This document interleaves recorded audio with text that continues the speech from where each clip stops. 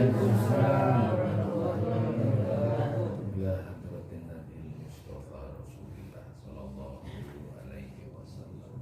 Al-Fatihah.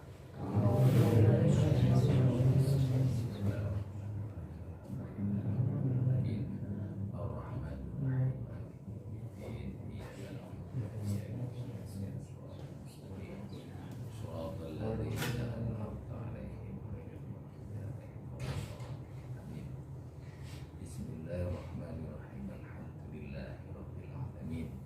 Allahumma shalli ala Muhammad wa ala ali Muhammad kama shallaita ala Ibrahim wa ala ali Ibrahim wa barik ala Muhammad wa ala ali Muhammad kama barakta ala Ibrahim wa ala ali Ibrahim fil alamin innaka Hamidum Majid. Allahumma iftah alayya hikmataka wansur alayya rahmataka wa dzakirni ma nasitu ya dzal jalali wal ikram. Rabbi zidni ilma warzuqni fahma. Ya Hayyu ya Qayyum ya Rabba Musa wa Harun wa ya Rabba Ibrahim wa ya Rabba Muhammadin sallallahu alaihi wasallam. Alzimni fahma warzuqni ilma wal hikmata wa aqsu bi rahmatika ya arhamar rahimin. Rabbana la tuzigh qulubana ba'da idh hadaytana wa hab lana min ladunka rahmatan innaka antal wahhab. Wa sallallahu ala khairi khalqihi Sayyidina Muhammad wa alihi wa sahbihi wa barik wa sallim.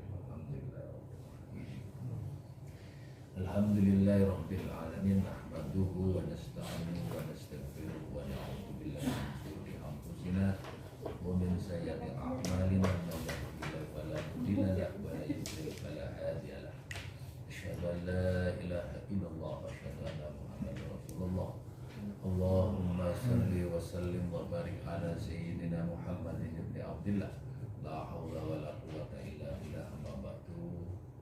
Ingkang kula hormati Ibu Kepala Bagian Bidang Hukum Ibu Hajah Ahmi, mudah-mudahan senantiasa mendapat ridho dan izin dari Allah Subhanahu wa taala, dan segenap jajaran staf seluruh bidang hukum yang juga senantiasa mudah-mudahan mendapat ridho dan izin Allah Subhanahu wa taala. Amin ya rabbal alamin. Salawat dan salam mugi-mugi senantiasa terlimpahkan dumateng junjungan kita Nabi besar Muhammad sallallahu alaihi wasallam. Sedaya ingkang dirahmati Allah, alhamdulillah pada siang hari ini dimajukan satu hari dari hari biasanya. Mudah-mudahan tidak mengurangi rasa kekhusyuan kita di dalam memahami dari setiap firman-firman Allah sebagai kitab suci kita yang wajib kita imani. Mugi-mugi semua dalam keadaan sehat. Amin ya rabbal alamin. Jadi sedaya, sebelum saya membahas bab ini,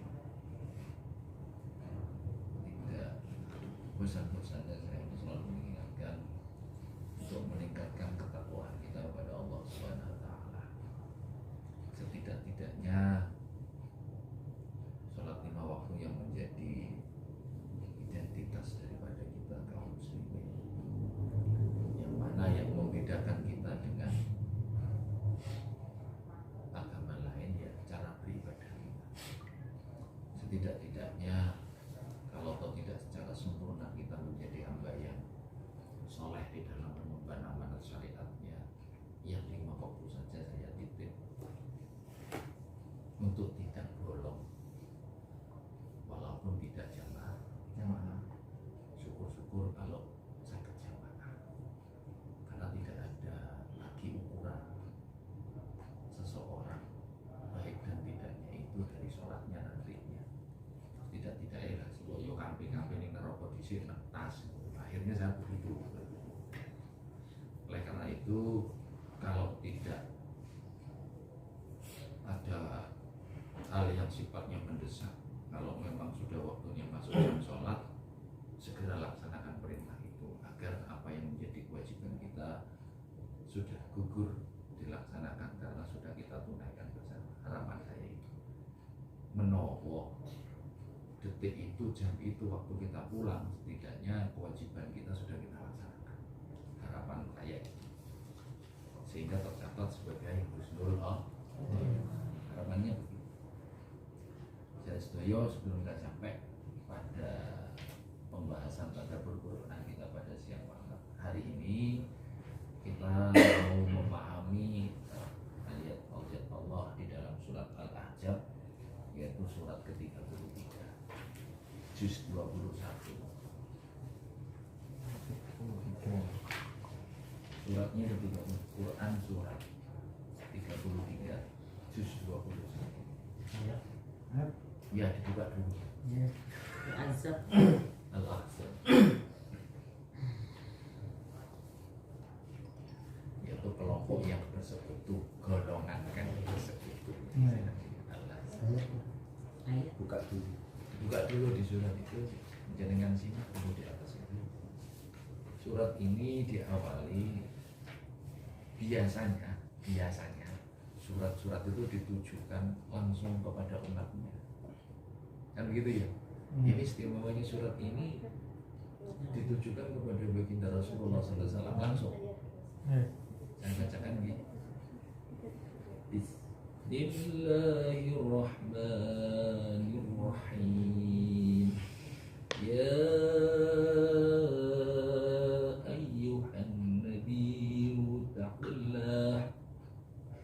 الله ولا تطع الكافرين والمنافقين إن الله كان عليما حكيما واتبع ما يوحى إليك من ربك إن الله كان بما تعملون خبيرا وتوكل على الله وكفى بالله وكيلا. Cara baca ketika ketemu wakaf lam alif, maka lanjutkan kepada ayat berikutnya. Contoh ayat pertama karena ada hakimah, karena di surat Al-Alif lanjutkan hakimau wattabi'. Ayat kedua karena ada wakaf lam alif khabira, langsung disambung menjadi khabiruna khabira wa tawakkal 'alallah. Nah, komanya di situ. Tawakkal 'alallah wa kafa billahi wakila. Ini kan perhatikan, surat ini baginda Rasulullah langsung disebut gelarnya beliau oleh Allah. Ya Nabi, hei Nabi, nggih. Takwa sira marang Gusti Allah wala tutik lan ojo manut sira kafirin wal munafikin marang wong kang padha kafir lan munafik. Saat temene Gusti Allah kana iku ono iya Allah haliman iku pirsa hakim tur wicaksana. Sesungguhnya dia adalah zat yang maha mengetahui dan bijaksana. Watabi lan anuto siro mayuha ing barang yuha kang diwahyuake. Iyo ma apa itu Al-Quran ilaika marang siro mirrobi dari Tuhan. Nallaha sak temene Gusti Allah kana iku ono ya Allah bima kelawan barang tak maluna khabira. Tak maluna kang amal sira kabeh khabira iku waspada terhadap semua perbuatanmu. Allah sangat mengawasinya. Artinya Rasul itu diperhatikan betul. Ngeten loh, umat manusia itu banyak, tapi istilahnya Neneng TV mata najwa cuma sekali itu yang dibidik, mau diwawancarain maka kan betul-betul diawasi, dikoreksi, semua diamati. Ini untuk khusus untuk Rasulullah. Wa tawakkalallah lan pasrah sira ing atas sira dan berserah dirilah kamu kepada Allah. Wa kafalan yukubi billah sapa Allah wakila hadid dadi wakil. Sesungguhnya Allah itu menjadi pelindung. Sedaya Al-Ahzab ini terkait semakin meningkatnya pada saat itu, meskipun Islam sudah tersebar, sudah tersiar. Al-Ahzab ini pada saat turunnya surat ini terkait dengan semakin hebatnya perlawanan kaum musyrikin, apalagi yang paling menyakitkan yaitu kaum munafikin. Banyak sekali fitnah, banyak sekali propaganda yang di depan Rasulullah itu seolah-olah mereka itu manut sendika dawuh, tapi di belakang baginda Rasulullah mereka menghujat, bahkan mencari-cari kesalahan Rasulullah dijatuhkan. Sehingga fitnah itu ditebarkan berulang-ulang. Di belakang ini semua pesannya Allah terhadap Rasulullah untuk menjaga diri. Sampai ke belakang ini semua ini pesan Allah kepada Rasul untuk menjaga diri, termasuk aturan-aturan bagaimana berhubungan sosial, termasuk rumah tangga itu dibahas, termasuk masalah rumah tangga di sini bahas habis. Cuman konsentrasi yang mau saya coba gali lebih dalam di surat Al-Ahzab ini, yaitu di surat terakhir, di ayat yang terakhir. Kan ini terdiri dari 73 ayat. Di ayat 72 itu mulai saya menggali di situ. Ayat 72. Sambung. Ini saya mau menggali yang di belakang karena hikmahnya besar. Bismillahirrahmanirrahim. Inna aradna al-amanata 'ala as-samawati wal-ard wal-jibali fa'abayna an yahmilnaha wasfaqna minha wa hamalaha al-insan innahu kana zaluman jahulan liyu'adziballahu al-munafiqina والمنافقات والمشركين والمشركات ويتوب الله على المؤمنين والمؤمنات وكان الله غفورا رحيما. Inna setuhune aradna iku nawake ingsun, Allah menawarkan amanata ing amanah alas samawati kepada langit, wal ard lan bumi, wal jibal dan gunung. Fa'abaina, mereka semua mengabaikan, artinya orang yang gupi, orang belum terima. Ayahmilnaha ing jetno nyonggo samawati wal ard wal jibal ing amanah, artinya baik langit, gunung dan bumi tidak mau menerima amanat dari Allah. Wa asfaqna lan wedi sapa langit bumi lan. Kenapa mereka tidak mau menerima? Karena mereka takut kepada Allah, minha dari menerima amanat itu, wa hamalaha lan nyonggo ing bumi langit lan gunung di dalam menerimanya insan sapa manungsa. Justru manusialah yang mau menerima. Innahu setune insan, manusia itu kana iku ono doluman iku nganiaya jahulon tur bodoh. Mereka suka menganiaya dirinya sendiri dan bodoh. Tolong diingat-ingat ini. Allah itu menawarkan amanah ini sebelum kepada manusia. Dari jejak firman-Nya ini, dari cerita Allah ini, amanat itu ditawarkan kepada langit. Dari langit tidak mau ditawarkan kepada bumi. Dari bumi tidak mau ditawarkan kepada gunung. Ternyata mereka semua mengabaikan daripada tawaran itu, artinya menolak. Alasannya jelas, mereka merasa tidak mampu menerima amanat itu. Namun justru ketika ditawarkan kepada manusia, amanat itu diterima. Padahal Allah mengatakan, kamu itu hamba yang zalim dan bodoh. Artinya senang menganiaya diri sendiri. Artinya suka memperturutkan hawa nafsu dan bodoh. Tapi menerima amanat itu. Sesuatu yang fenomena kalau digambarkan semacam ini ya. Bu Haji ini pada saat di suatu pagi bilang, teman-teman masih kumpul di kantor, Bapak Ibu sekalian, Kira-kira siapa yang bisa menyelesaikan tugas membuat surat ini? Pak Ampo. Nulis ning Mas Hasan. Wah, delok ning Mbak ini. Enggak. Delok ning Mbak Han. Semua hampir dilihat itu tidak ada yang mau menerima. Kira-kira kalau satu kantor itu pada saat ditawari, siapa yang bisa menyelesaikan tugas ini? Jawabin wah kabeh. Perasaan itu kabar ini. Bisa nggak gambarkan? Kira-kira perasaan itu kabar benar? Sekian banyak anaknya di sini, mau kabeh. Wedi salah mas. Masalahnya wedi salah negara. Logika. Meskipun itu tidak dipaksa, tetap akan muncul sebuah perasaan kecewa. Sekalipun seandainya pada saat itu manusia juga nggak menerima, nggak masalah.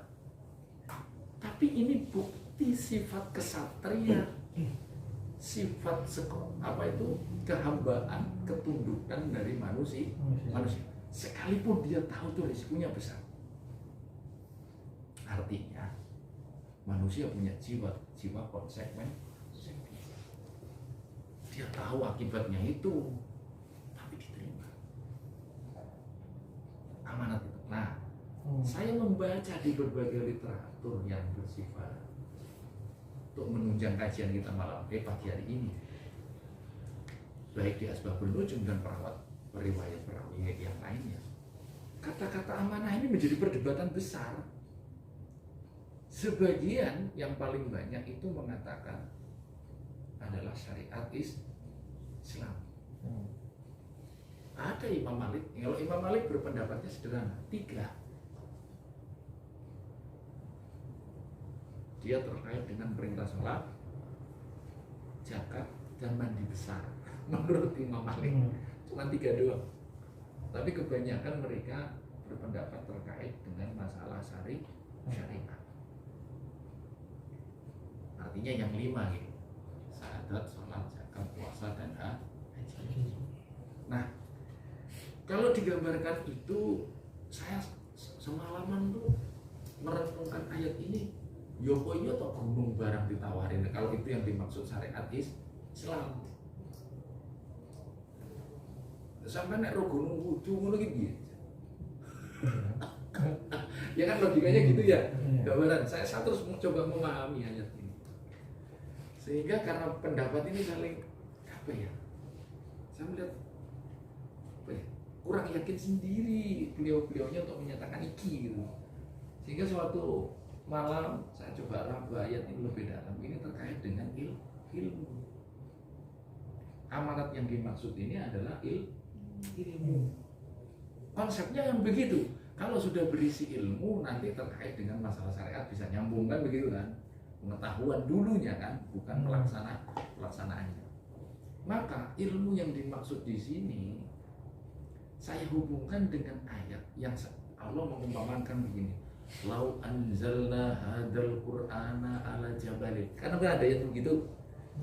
Seandainya Al-Quran ini saya turunkan pada gunung, maka akan kau jumpai dia dalam keadaan pecah. Karena takutnya. Oh, berarti saya sedikit berbeda dengan para mufassirin itu. Saya sebetulnya belum saatnya berbeda. Tapi karena saya baca terus hati nurani saya terus menolak. Kira mungkin ini kalau hanya sederhana, maksud masalah mandi jinabat. Amanat ini kayak Imam Malik ya. Karena apa? Di sini ini saya coba membahas, mengkiaskan yang dimaksud daripada langit, bumi dan gunung itu adalah klasifikasi tingkatan daripada manusia.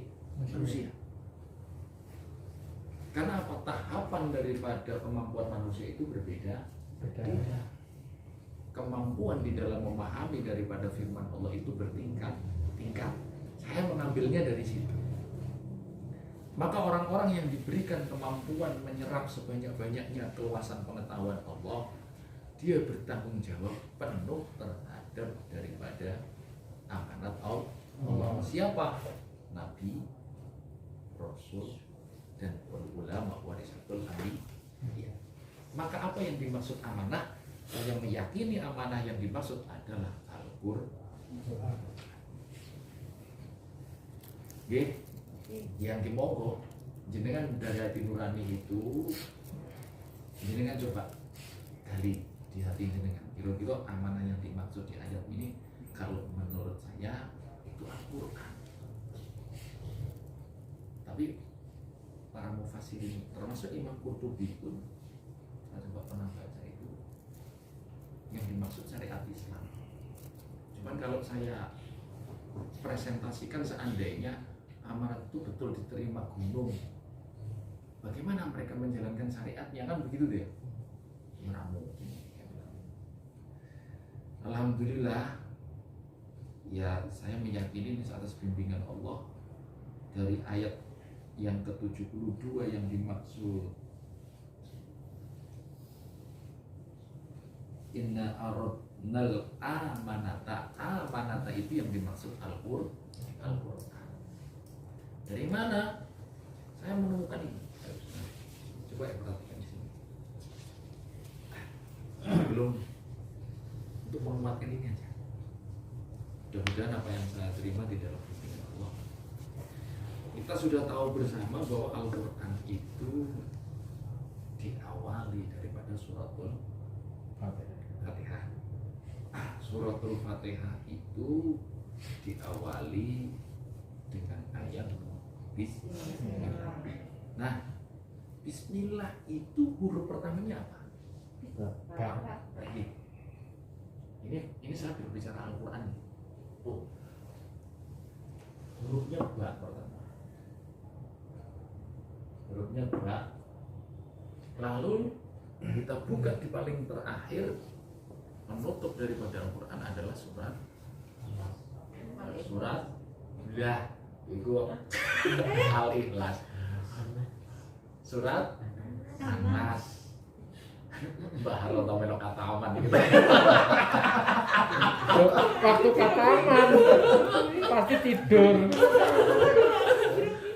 Jadi surat An-Nas, yang di surat An-Nas itu ditutup dengan bacaan minal jinnati wan nas, hurufnya sin. Gini ya. Ngerti nggak, Pak? Sih.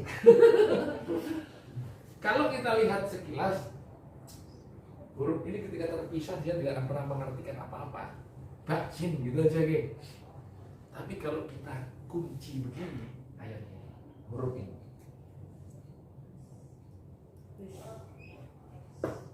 kinten kalau dikasih harokat tuh bacaan si paling pas itu bagaimana? Ini rahasia ya. Cerita-cerita tanggamu ya. Kalau di sini kan dikasih kasroh, di sini dikasih sukun, maka akan sama terbaca satu kalimat. Guys, mandek ini di sini. Bahaya itu terus no.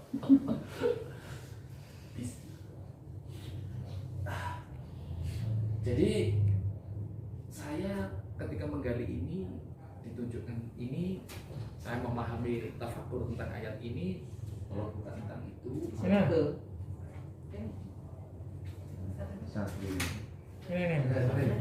santri baru.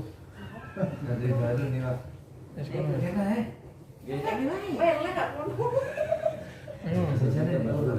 Jajannya kasih ambil.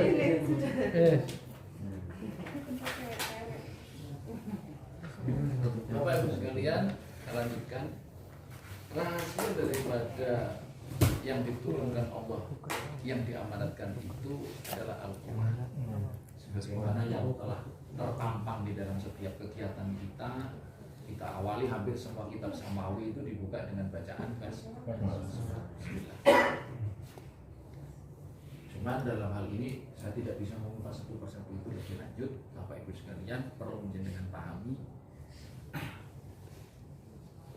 Amanat, satu amanat yang sangat sulit. Hampir semua makhluk menyatakan tidak sanggup kecuali manusia.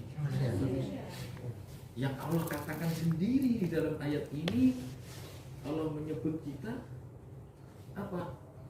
Karena doluman jauh Betul. jauh. Udah disebut kita itu dolim dan bodoh, mau menerima amanat itu. Lah kenyataan dengan kejujuran hati nurani kita, dengan amanat yang Allah berikan kepada kita, 5 waktu aja jujur ya dari hati nurani kita, berat nggak? Berat. Mas Bagas, berat. Jujur. Iya. Mbak Lulu, berat nggak? Wah, nek bahar orang kata iso. Wah, Udah lo gue semua tadi. kamu tidak kuat itu Pak Ustaz. Kayaknya nggak berat. Nek berat itu kamu. Bukan kuat orang. Jelas ya oh gitu. Makanya saya nggak berani tanya sama Bu Hardi. Wah ini kok jawabannya ini jelas ya orang.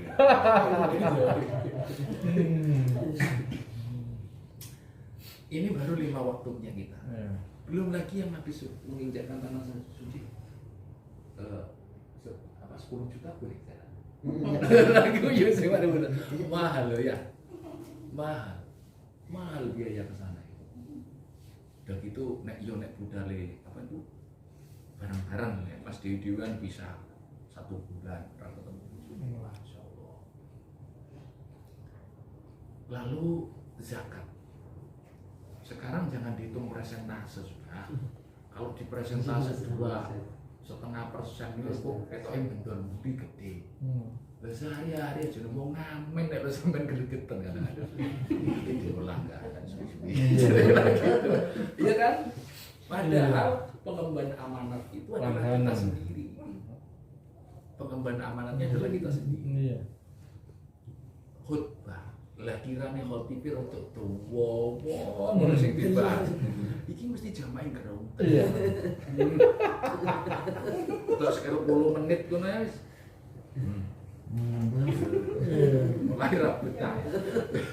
Nek Gunham dhewe ngono ra batal. Ngono-ngono nek wis menghilangkan kegalauan iki gesah karo jare. Satu ya. Nah, serius, ini saya berbicara dengan juga berbicara diri saya. Nggih. Ini jujur, ini kan berarti realitas kalau kita tuh tidak mampu sebetulnya. Anggap aja terpaksa lah kita nerima amanat itu. Mau ya mengaku ya kalau keterpaksaan itu ya. Bahwasanya kita menerima amanat ini dengan terpaksa. Lo nek anak sing muni ngene, boten kula ikhlas tapi lah muni. Kan gitu ya. Kalau seandainya ada yang jawab, boten kula ikhlas kok. Lah muni sampean. Berarti jelas Anda tidak ikhlas gitu kan. Bahkan dari itu belum lagi bulan puasa. Saulan biasa ngaji. Enak ngene-ngene iki besok bulan suci Ramadan ngaji. Ojo iki era enek. Dan perasaan kita manusia akan bergolak saat itu. Kan enak. Akhirnya dirubah. Ngaji ini sore aja. Nyedek-nyedek kamu. Disiasati aja surah mampu enggak. Apalagi ini yang sifatnya sunnah. Contoh sholat tahajud. Penak-penak wong turu Pak. Kira-kira jam 2. Jenengan diminta bangun sama Allah. Nek diwajibno ora, tapi disindir. Di sini kan. Wahai orang yang berselimut dan sebagainya bangun perawi Rasulullah. Bahkan sampai dikasih gambaran kalau kamu ingin ditinggikan derajatnya, bangun di tengah malam. Dan umpama kata-kata itu diilahi, gak enak opahe. Kira-kira kita mau menjalani enggak? Pengumuman mulai sekarang ganjaran 27 rakaat ketika jamaah dikurangi karena corona menjadi 3. Mungkin wis gak enek. Oh jamaah sholat di dhewe itu tahu. Bahaya ini jamaah kok iso tertular untuk mau telu nih ya. Sholat dhewe kan bisa jadi begitu toh. Karena memang sifat manusia, aku berbicara jujur ini. Aku mungkin akan berbicara semacam itu. Belum lagi nanti tugas-tugas Allah pada saat Idul Kurban. Sapi merawati soro-soro mulai cilik arit gede kon beleh.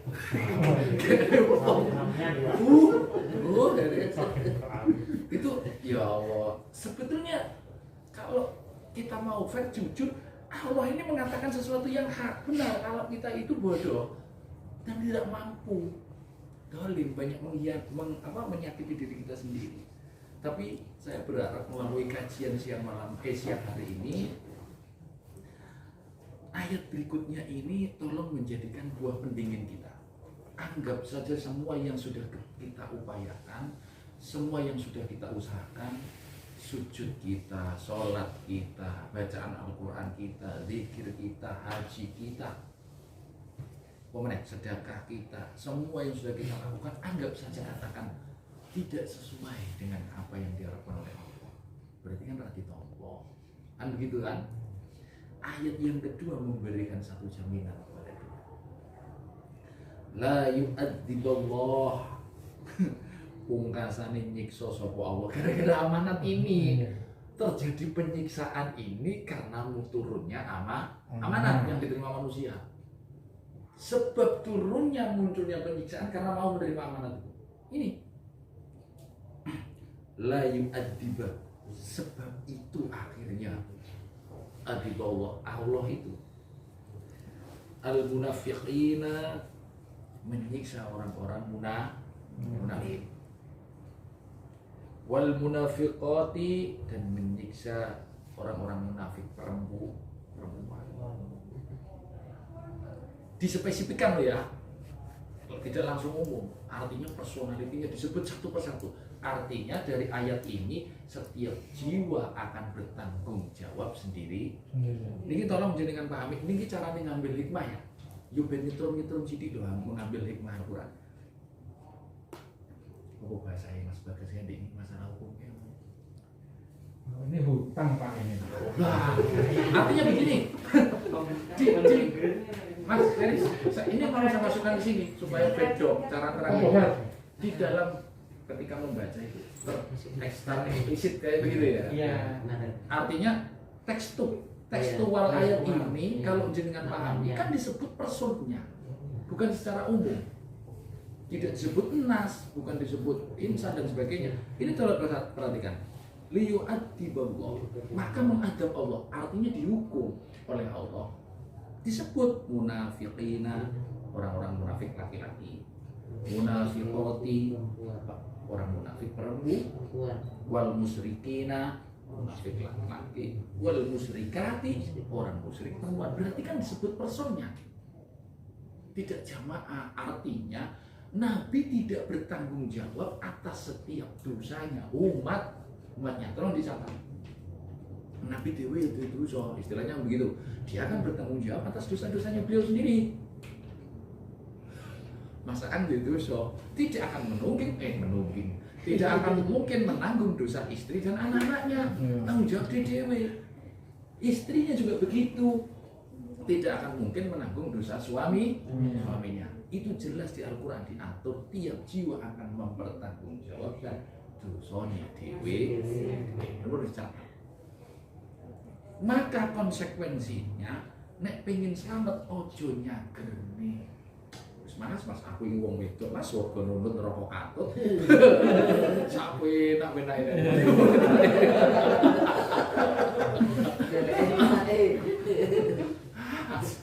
Sementing sampean sebuah sampean ke surga mewah. Enggak gitu. Di sini jelas disebut sendiri. Utawa mentang-mentang bapak duwe anak, delala anak iki soleh-solehan. Wis anak-anak kuat nang ibadah. Jadi ceritanya besok aku mau neraka kan sing ngetes anak. Bisa juga nggak bisa begitu. Artinya jelas ini pertanggungjawabannya sendiri-sendiri. Syafaat itu akan diturunkan pada titik nadir jenengan yang terakhir. Jisik-jisik lah Pak.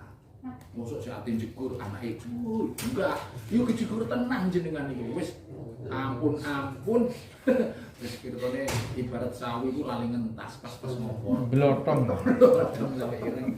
Lah baru kayak anaknya ini akan diingatkan oleh Allah kalau di kedudukan dia seorang anak punya bapak kayak gitu. Tapi nggak punten nggih, bapak dalam tanda kutip di sini lebih luasnya saya sampaikan, tidak mesti bapak duduk di sana. Loh kok sakit jenengan ngoten? Saya begini. Timbah rada agak. Ayam nek. Begini, ngapunten ingkang kathah nggih, kalau saya mengatakan begini saya sebetulnya mewakili kelompok bapak ibu yang tidak punya anak di sana. Saya mewakili. Menes Pak, kalau beliau tidak punya. Jadi bapak yang dimaksud bapak ibu di sini termasuk yang mendidik guru. Kan guru pertama pendidikan itu di rumah loh. Saya itu kiasnya sampai ke situ coba memahami. Jadi nek seorang suami istri nggak punya anak itu nggak usah gelisah, adopsi saja seorang anak, didik dia bagaikan lembaran putih, ambil sejak kecil, ajar kenalkan dia tauhid, ajarkan kebaikan. Ini akan juga bisa menindaklanjuti. Karena apa? 3 hal, saya bersandarnya tetap kepada hadis sahih, akan terputus amal seseorang kecuali kan begitu toh? Apa? Ilah amal jariah, ilmu yang bermanfaat dan anak soleh atau soleha. Nah, ilmu yang bermanfaat ini terkait pendidikan. Maka orang tua asuh, baik itu secara langsung di rumahnya atau di sekolah, ini juga bagian. Lah, makanya sing besok wakil syafaat iki dadi guru. Kan muridnya keuangan. Jadi nek anak kandungnya dhewe gagal gak iso nurung, wah anake dhewe mlebu neraka. Dipiye nulung bapake. Maka anak didik ini yang akan bisa mengangkat kiainya. Tahu Ustaz Maya titik. Tenang, Ustaz. Ayo diangkat sedikit. Siap. Kalau gitu ya Kebon. Kalau jenengan tahu saya kelangi-kelangi ning geni, Ustaz sing ngajari aku ning bendam. Aku mungkin iki tahu ngajari aku ngaji. Astagfirullahaladzim. Jadi saya coba memahami karena begini, saya melihat bahasa Al-Quran itu bahasa universal. Bahasa Allah itu umum, bahasa sastranya terlalu tinggi.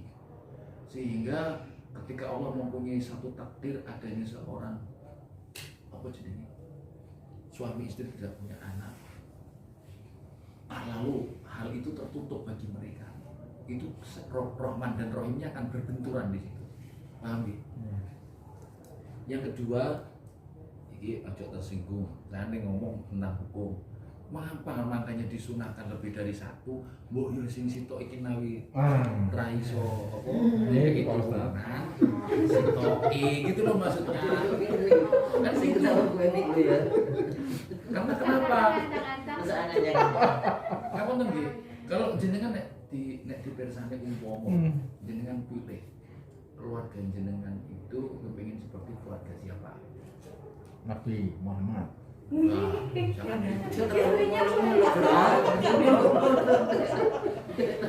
kalau Fir'aun itu cirinya setia, istrinya setia, kursiji, meskipun kekayaannya segitu luas.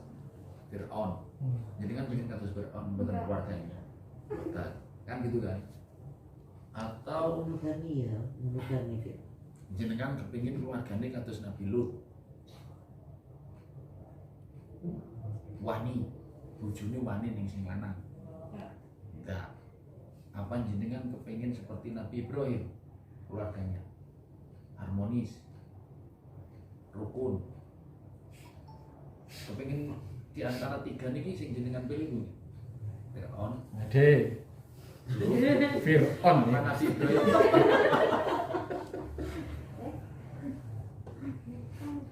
Fir'aun, Nabi Lut, apa Nabi Ibrahim? Ibrahim. Ibrahim. Tenang di Bali. Nah. Beleh. Wani beleh. Iya.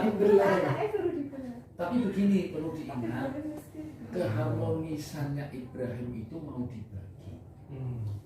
Lo kan, karena mending baru begini ditarik. Kalau lihat istri pertamanya dia mengatakan Ibrahim, ditawarin, buatan Nabi Ibrahim sing ngedi. Makanya sebetulnya ibu-ibu itu gugurkan itu syaratnya tawan mau bapak enak. Dan aku gak dosa ning sunah Nabi ki nek loro lebih dari 1. Nek sampai nanti sunah monggo. batalkan dulu ya. Loh, jadi nanti kita ngikuti Rasul, sunah Nabi, batalkan dulu sunahnya. Sir-sirip bapak itu semua. Amin jingkat. Amin jingkat. Jadi istri baginda Rasul Ibrahim alaihissalam itu menawarkan. Lu nek amin ditawarin.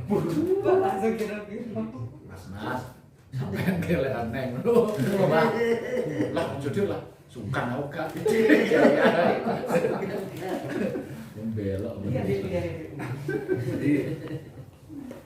di dalam mengemban amanat ini seandainya terjadi kekeliruan, mohon maaf ya, ini adalah sesuatu yang lumrah dan wajar. Saya pribadi menilai.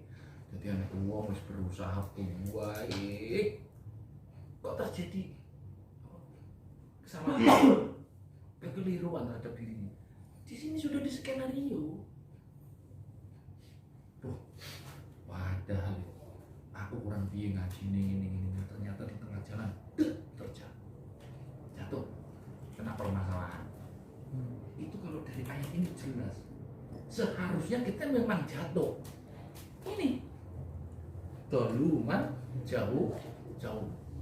Kalau kita itu dolim dan bodoh, jadi nek ana wong kok bener, wapi, berarti itu anugerah dari Allah.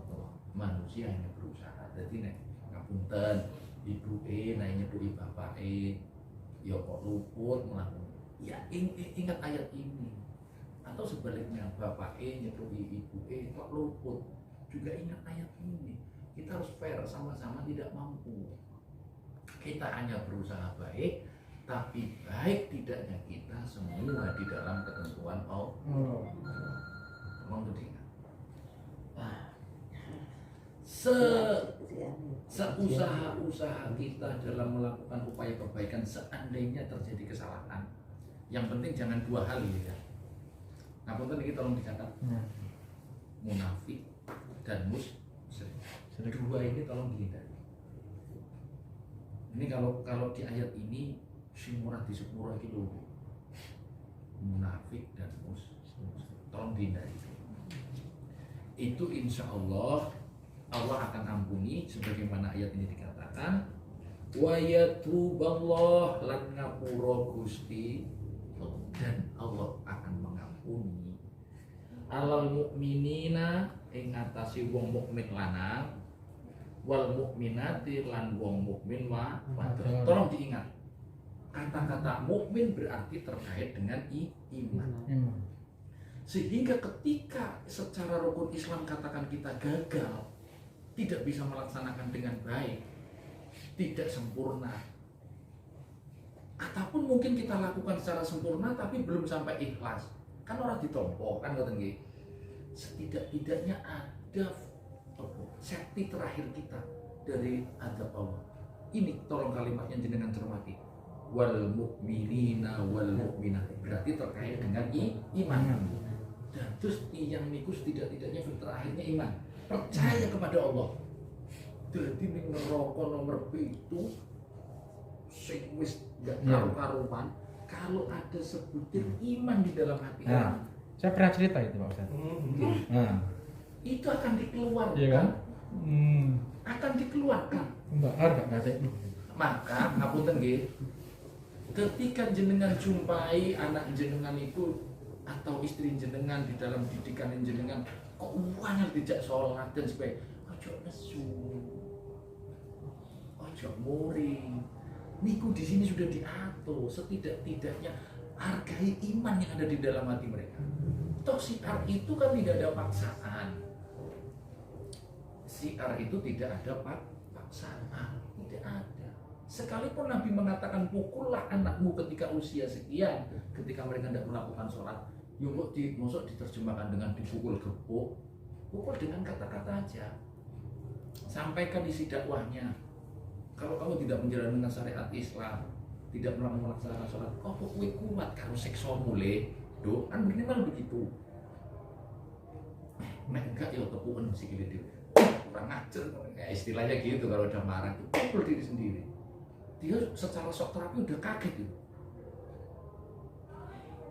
Maksudnya ini pupune jenengan iki gepuk dhewe, aja pupune anake sing digepuk. Tapi kagetno nek dengan suara shock terapi itu, nah, karo ngono tuh dia kaget tuh. Anak tuh udah takut dengan bentakan. Apa maneh istri, Pak, bojoku sing njaluk siji.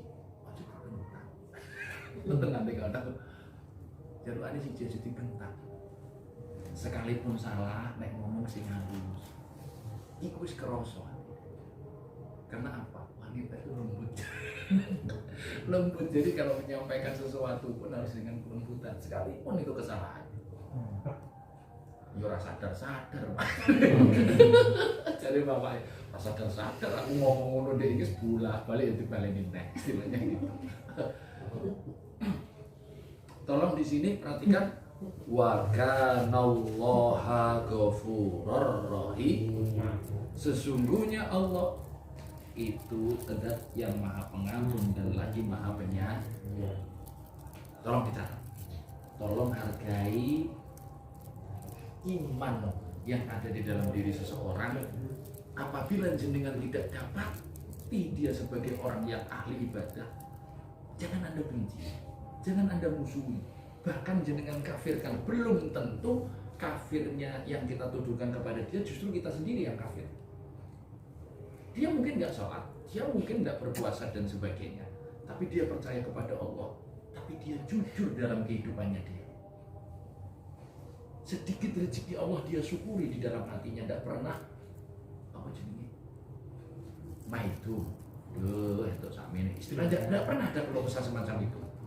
Dan jenengan mungkin sholat, mungkin jenengan zakat, jenengan mungkin puasa bulan Ramadan, bahkan mungkin sudah haji dan sebagainya, tapi tidak pandai bersyukur, malah kufur.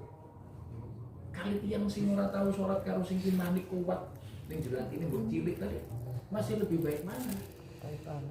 Nah, maka tolong di dalam sifat baik di internal keluarga, baik suami kepada istrinya, istri kepada suaminya, suami istri kepada anaknya, lakukan dengan kelembutan, dengan kesabaran.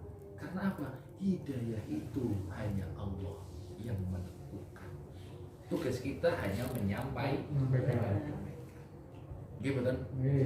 Nah, terbukti Rasulullah sendiri pada saat memaksa pamannya untuk masuk Islam, pamannya tercinta sing melok perang, pokoknya butuh opo ae dikai. Nyawa nih dikasihkan, tapi kan nunggu Islam gak gelem. Nabi Muhammad murid, kalau Allah ditegur, diingatkan, lagi kroafi tidak ada paksaan di dalam Islam itu. Tugasmu hanya menyampaikan.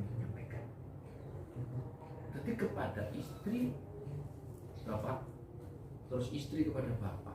Nek belum kita jumpai dia secara syariat namanya orang kenceng. Itu jenengan tuh jangan benci, marah, malah welasan misalnya. Artinya dia belum mendapat hidayah. Dia doakan, sentuh dengan perbuatan jenengan. Sekali-kali, jangan apa aku pengen sampai jamaah. Bener istilah ibu aku sibuk mana sholat atau dewa? Ya sholat, itu aja.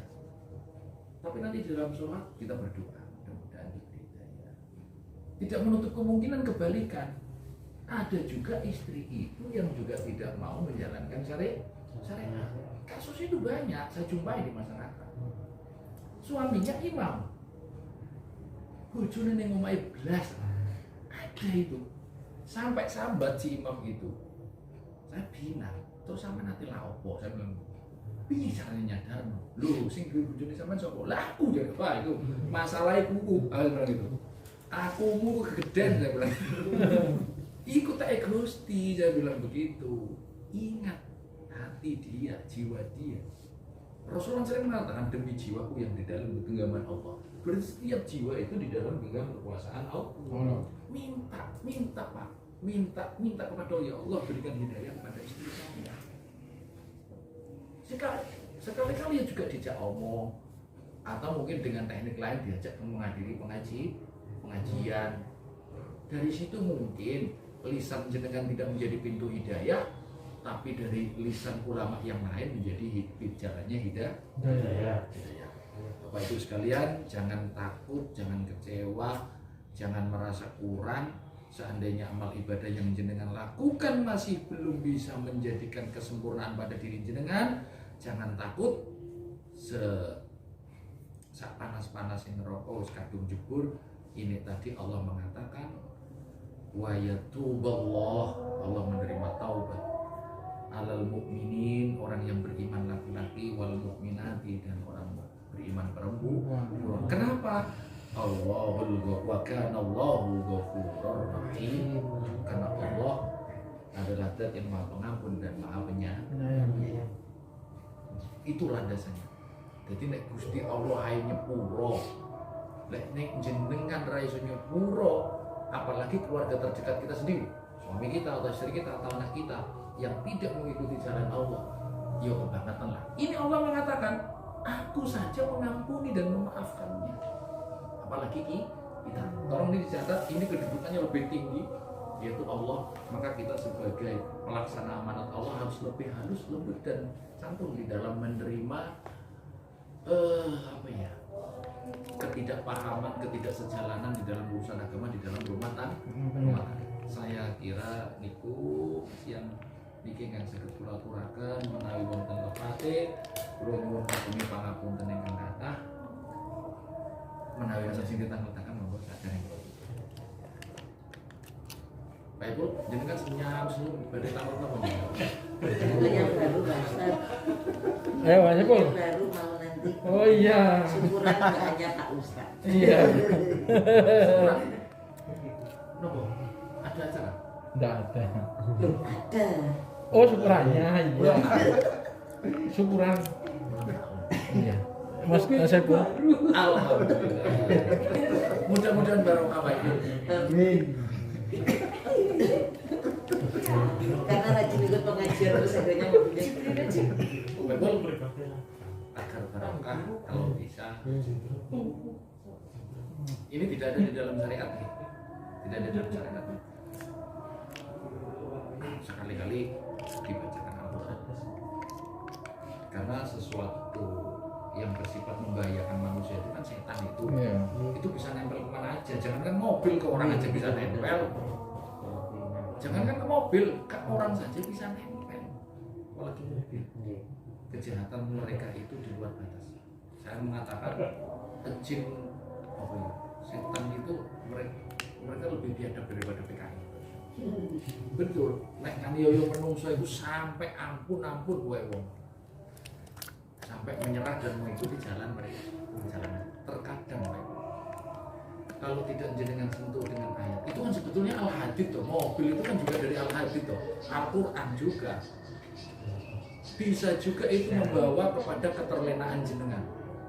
Biasa ke anak mobil, lumone paling cedek sekilo. Iya. Sehingga nek Keliling. biasa sehingga ketika terdengar suara adzan bisa langsung menggok. Kan sepeda motor gampang terkuan ya. Mobil itu tuh angel terkuan. Sehingga kadang-kadang kita sampai lupa. Jangan sampai kemewahan dunia ini melupakan jenengan kepada yang memberikan nikmat itu saja. Mau punya apa saja monggo, yang penting apa yang diberikan Allah tidak membuat jenengan lupa terhadap yang memberi kita. Syukur-syukur sesuk tinggal dolan nang Ka'bah. Saya itu mobil loh. Gak pikir mungkin sama sepeda ini aduh panas dan sebagainya itu ada mobil. Oh ya itu ayo. Indah. Indah. Pernah tanya seru. Mobilnya kan urung.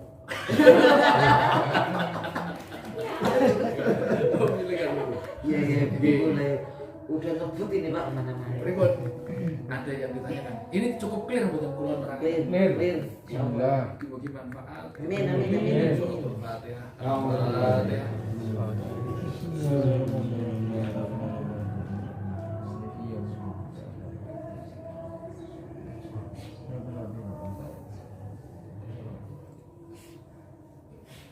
Bismillahirrahmanirrahim. Moga sareng.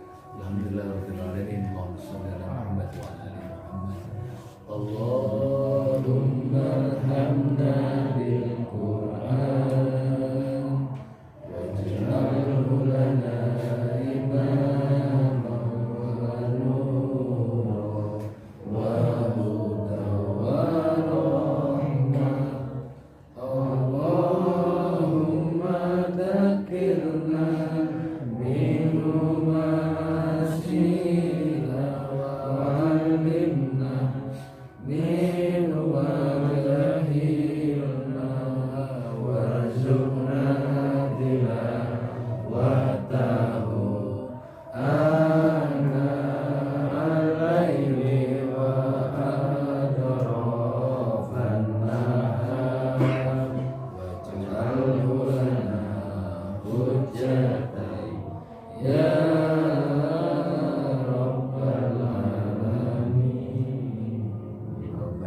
tuzigh qulubana ba'da idh hadaytana wa hab lana min ladunka rahmah innaka antal wahhab. Ya Allah, janganlah Engkau sesatkan hati kami setelah Engkau datangkan petunjuk kepada kami.